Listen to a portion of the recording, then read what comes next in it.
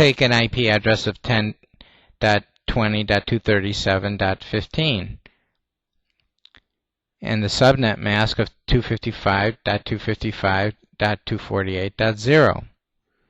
Note that this can often be written in shorthand as 10.20.237.15/21 because the subnet mask length is 21.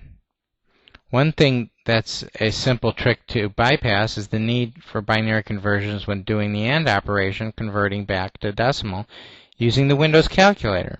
It's a really simple shortcut using the Windows calculator, and since the AND operator works directly on the decimal numbers, simply punch in number 237, hit the AND operator, and 248, and enter, or equal, and instantly get 232.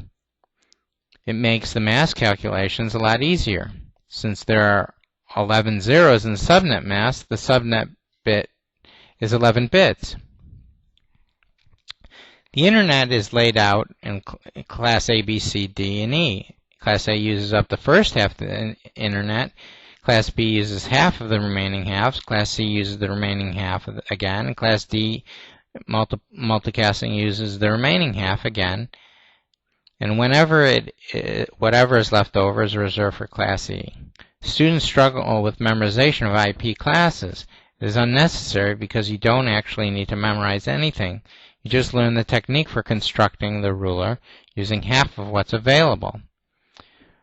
Remember that when the subnets start with an even number and all the subnets ending are odd, 0.0.0.0 to 0.255.255.255 isn't used, and the 127.0.0/8 which is 127.0.0.0 to 127.255.255.255 is reserved for loopback addresses. All Class A addresses have their first octet between 1 and 126 because 0 and 127 are reserved. Class A subnets are all 24 bits long, which means that the subnet mask is only 8 bits long. All Class B addresses have their octets between 128 and 191. Class B subnet means that the subnet masks are 16 bits long. All Class C addresses have their first octet between 192 and 223. Class C subnet mask is only 24 bits long.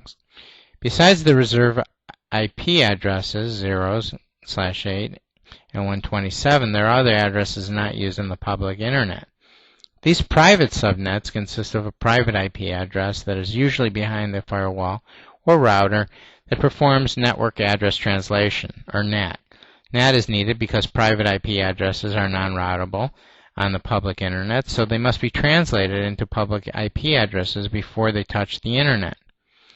Private IPs are never routed because no one really owns them, and since anyone can use them, there's no right place to point a private IP address to on the public Internet. Private IP addresses are used in most LAN and WAN environments. Home networks typically use the /24 subnet within the 192.168.0.0/16 subnet. The use of private IP addresses in network address translations prolongs the life of IPv4 for the foreseeable future because it effectively allows a single public IP address to represent thousands of private IP addresses. At the current rate, we have enough IPv4 addresses for approximately 17 years. The next version of IP addresses, called IPv6, is 128 bits long, and there are more than 79,000 trillion times more IP addresses than the IPv4. Even if you assign 4.3 billion people on the planet with 4.3 billion IP addresses each, you will still have more than 18 million trillion IPv6 addresses left. So if any questions, feel free to email me at my FIU email address, and thank you for your time today.